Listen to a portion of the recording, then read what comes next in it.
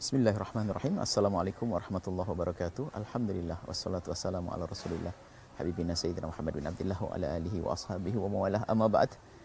Ikhwani ikhwati yang saudara-saudari yang kami cintai, nuhibbukum fillah.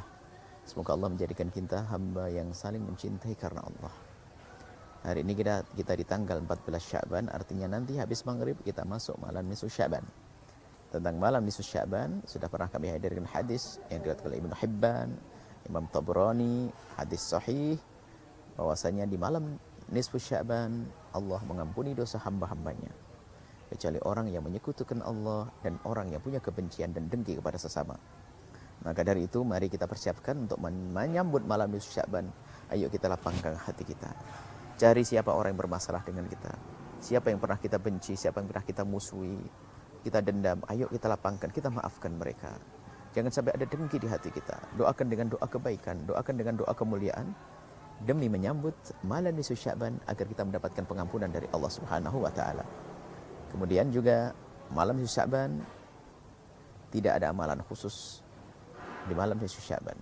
Akan tapi semua amalan yang bisa dilakukan di luar nisfu Sya'ban sangat baik kalau dilakukan di malam nisfu Sya'ban.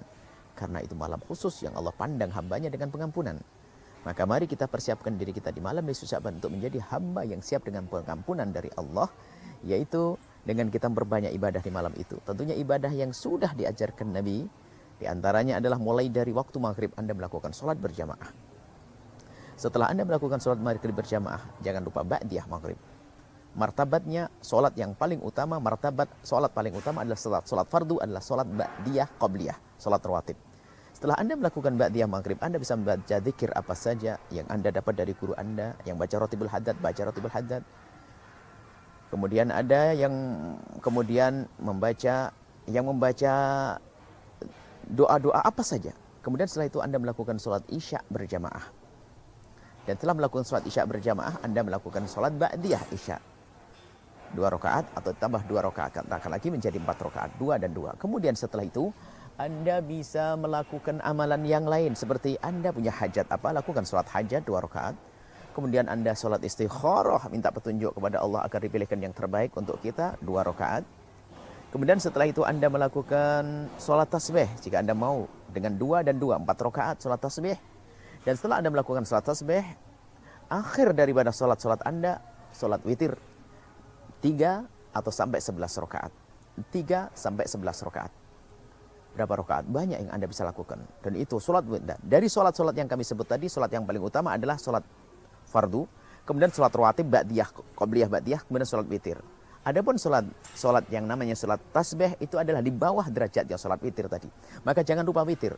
Kalau Anda ingin memperbanyak witir, perbanyaklah witir sampai 11 rakaat. Luar biasa. 3 sampai 11 rakaat. Kemudian setelah itu Anda istirahat. Kalau Anda punya kesempatan bangun malam tahajudlah Anda sholat beberapa rakaat di malam hari. Kemudian Anda masuk waktu sholat subuh, sholat qobliyah subuh 2 rakaat. Kemudian melakukan sholat subuh berjamaah.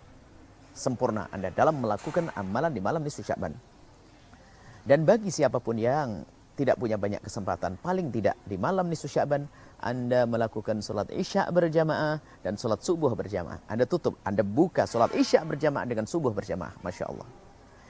Luar biasa. Kemudian kita sering ada orang membaca surat Yasin. Oh boleh saja, itu bab tawasul dengan amal soleh. Anda boleh baca surat Yasin sekali, 2 kali, 3 kali. Tentunya tadi amalan sholat yang sangat perlu untuk dihadirkan. Setelah itu Anda boleh baca surat Yasin atau habis maghrib baca surat Yasin. Terserah Anda atur saja waktunya.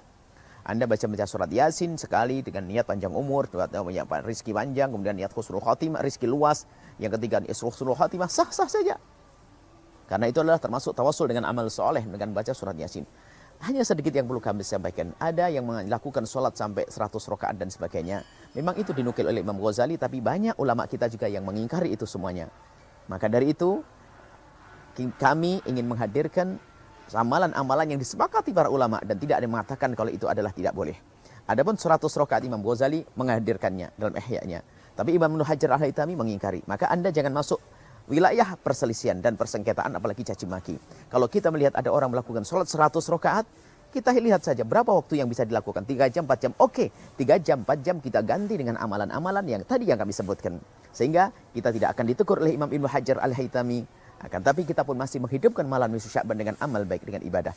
Ini saja yang perlu kami sampaikan. Mari kita hindari khilaf, kita hindari perbedaan, kita hindari caci maki. Akan tapi kita ingin mendekatkan diri kepada Allah, memperbanyak ibadah. Nuhibbukum fillah, kami mencintai Anda karena Allah Subhanahu wa taala. Persiapkan dan mohon disebarkan, dan ingat, Anda malam nisfu Sya'ban harus mendapatkan pengampunan dari Allah. Dari mana? Dengan apa? Dengan lapang hati, itu yang terpenting. Memaafkan kepada semuanya. Jangan menjadi orang musyahid. Dan kemudian amalan-amalan yang kami sampaikan tadi itu semua diambil dari baginda Nabi Muhammad sallallahu alaihi wasallam. Nuhibbukum fillah, nuhibbukum fillah, nuhibbukum fillah. Kami mencintai Anda karena Allah. Assalamualaikum warahmatullahi wabarakatuh.